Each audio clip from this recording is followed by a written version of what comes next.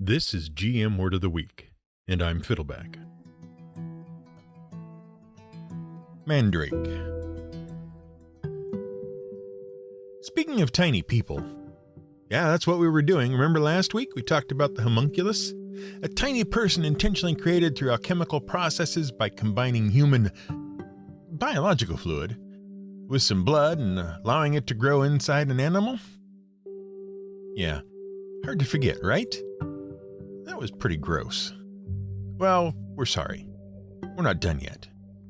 Because there's another magical tiny person whose roots reach back through the Middle Ages and into ancient Greece, Rome, and the Middle East. And it's far more closely related to the homunculus than you might guess. At least it is in terms of mythical ick factor. And in cruelty to animals. And also tangentially, in relation to cows. Except this tiny person is actually real. Sort of. Honestly, we were just going to mention it as a throwaway thing in last week's episode because there are so many coincidental similarities to the homunculus. But when we started reading about it, our research started to grow and spread and flower until it became worthy of an episode all its own. So let's start with Harry Potter.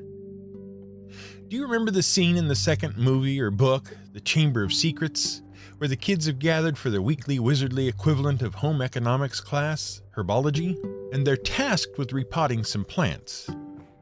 Donning earmuffs, they uproot the plants and there's a screaming, shriveled, brown baby-like thing?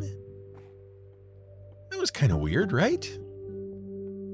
But it was also totally steeped in reality. Sort of. The plants were real plants, and the screaming was totally based on medieval witchcraft and garden security. The plant, if you recall Hermione Granger's pompous explanation, was Mandrake, or Mandragora. Specifically, it's a plant called Mandragora officinarum, also known as mandrake, autumn mandrake, and Mediterranean mandrake.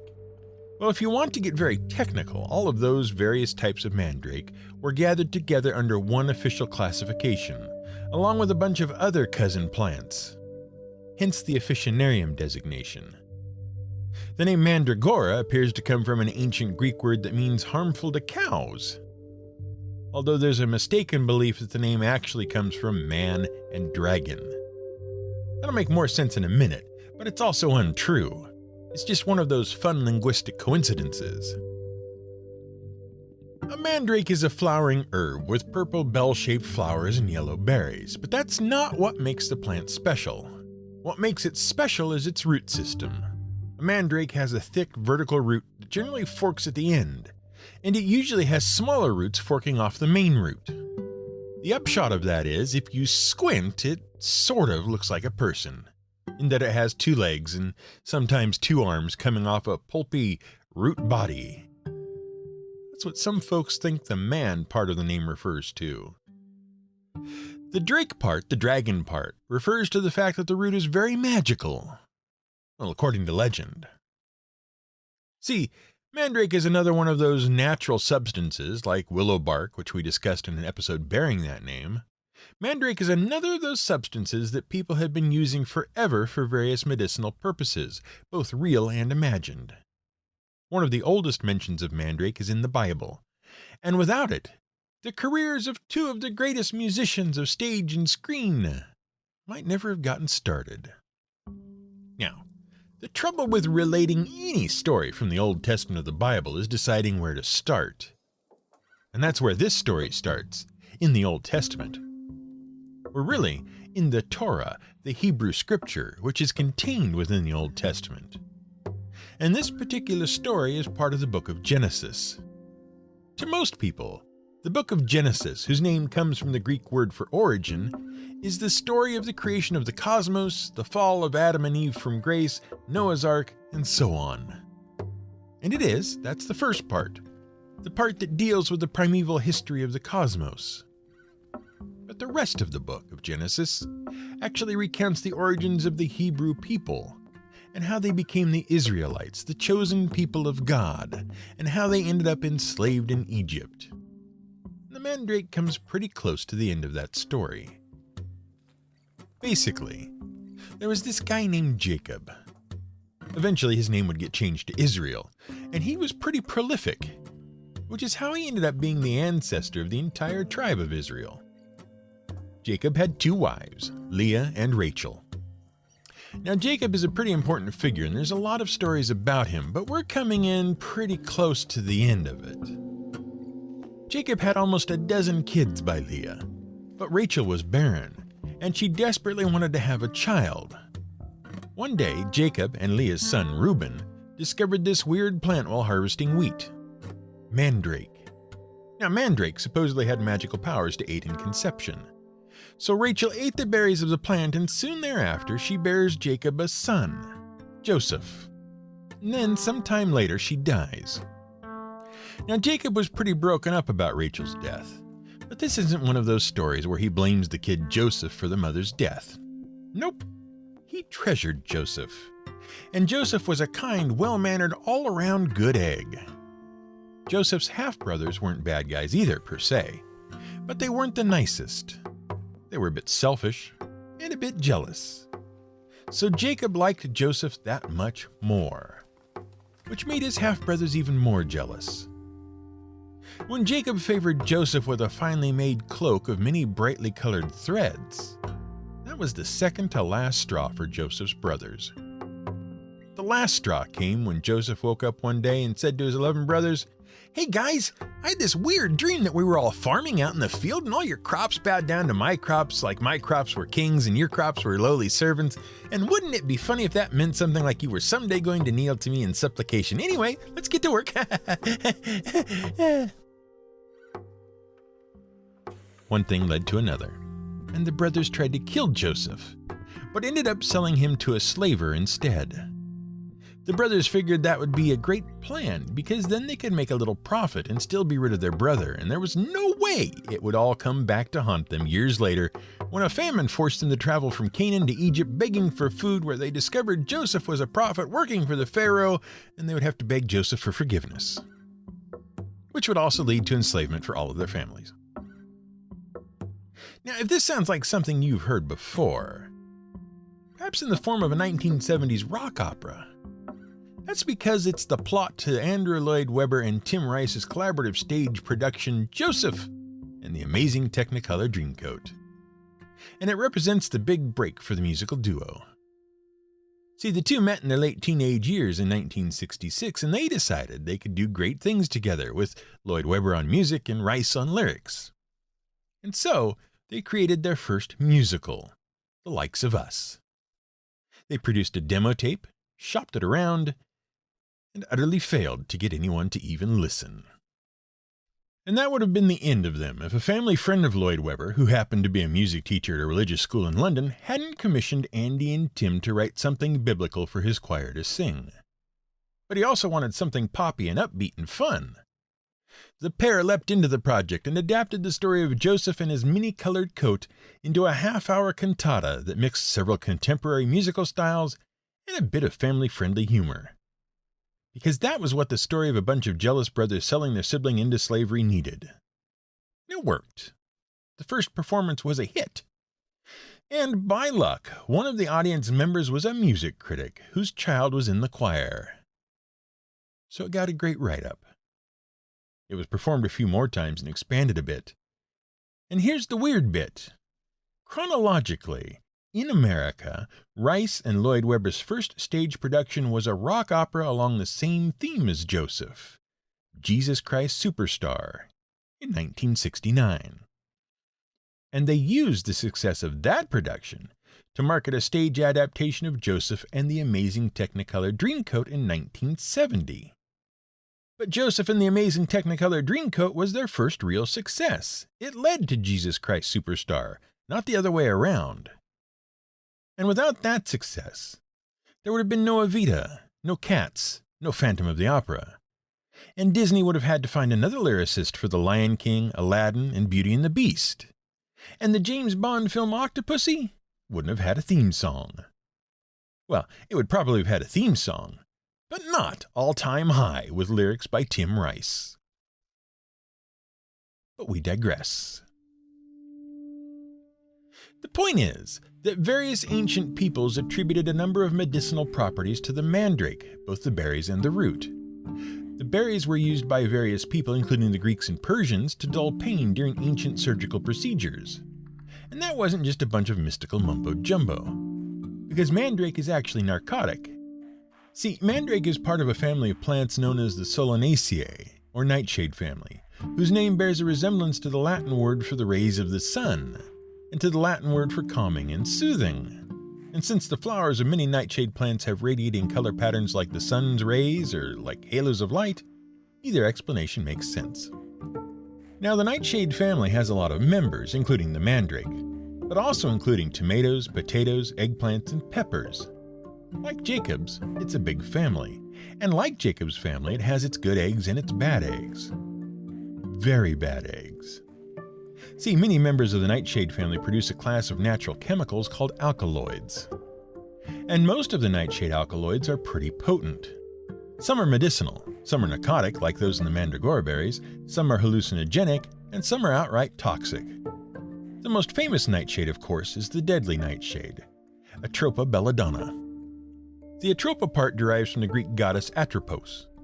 She was one of the three fates whose many tasks in the cosmos included the measuring, weaving, and the cutting off of the thread of fate that represented every human life. Atropos' job was to actually cut the thread. Thus, her name meant unstoppable or inevitable. Belladonna means beautiful lady in Latin, and that refers to the plant's cosmetic uses. Because using the deadliest substances in existence for cosmetic purposes isn't a modern thing that started with the deadly botulinum toxin, or Botox, to decrease wrinkles. It's something people have been doing forever. Belladonna's claim to fame, the reason it's called deadly nightshade, is that the alkaloids it produces, called tropane alkaloids, make it one of the most toxic plants in the world. It's so deadly that even honey produced from its nectar can be harmful. Now, mandrake isn't quite on par with deadly nightshade, but it's not the healthiest stuff around. In fact, it's pretty poisonous. In small amounts, the narcotic alkaloids in the root can cause unconsciousness, which is why it was useful for ancient surgeons. And it does have pain-killing properties, which made it a useful treatment for joint pain back in the ancient days. But more than a little of the stuff will cause hallucinations, hyperactivity, and a bad case of the incurable crazies. Beyond that, it'll also cause gastrointestinal problems and make your heart race, along with a host of other problems. Essentially, mandrake is just a poisonous herb with a funny-looking root whose properties made it medically useful in small enough doses to ancient people who didn't know better. So what's up with the screaming babies? And how does this tie back into the homunculus? Well, something very strange happened to the mandrake over the course of human history. In ancient times, it was a medicine, right? And it gradually built up a small laundry list of useful properties, like aiding in conception as detailed in the Bible, and as an aphrodisiac. And because of the funny root that sort of looked like a person, it was also used as a charm that represented people. The story went that because it resembled a tiny version of you, it could be used to draw toxins and curses and chronic illnesses out of you and into the root. Combine the person shape and the aphrodisiac properties, and you get love charms. Add hallucinations, and you get a host of other magical properties. For example, mandrakes were thought to help a person detect treasures buried underground. And then, the mandrake turned evil. Seriously evil. All of a sudden, in the middle to late medieval period, a host of other stories started circulating about the mandrake. Their twisted resemblance to a tiny person led to a bit of gruesome Germanic folklore. They called the plant the Little Gallows Man. It was said that when certain criminals, thieves, and murderers were hanged, their blood or body fluids or urine or fat would seep down into the earth. And from that unwholesome seed, a mandrake would sprout. And the mandrake was basically horrible, concentrated evil in plant form. If you dug up a mandrake, you'd be consigned to hell. And not only would the plant damn you to hell, it would also send you there immediately. Because when you pulled the root out of the earth, the tormented spirit of the little gallows man would issue a scream so horrible it would kill you on the spot. And that was a problem, because the mandrake still had all those great magical properties, and a few more, like multiplying coins. Eventually, would-be healers and treasure hunters and paramours eager to cure their ills, get rich, or bewitch lovers, they figured out how to unearth the thing safely. First, you plugged your ears with wax. Now that wouldn't keep you from hearing the scream unless you were far away. The scream was that powerful. So to pull the mandrake out from a safe distance, you ran a rope from the mandrake's stem to the neck or tail of a hungry dog. And once you had plugged your ears, tethered your dog to the mandrake, and retreated to a safe distance, you offered the dog some food. It would run for the food, pop the mandrake root out of the ground, and drop dead from the screaming. But you'd be safe. And around the 1400s and 1500s, that was pretty much the accepted way to get yourself a mandrake. See, we promised you gruesome ickiness and cruelty to animals. This would have fit right in alongside the homunculus, right? Now here's the weird thing. No one is quite sure where that legend about screaming mandrakes actually came from. But some historians have a theory. See, mandrakes were really sought after, especially by poor peasants who wanted to strike it rich.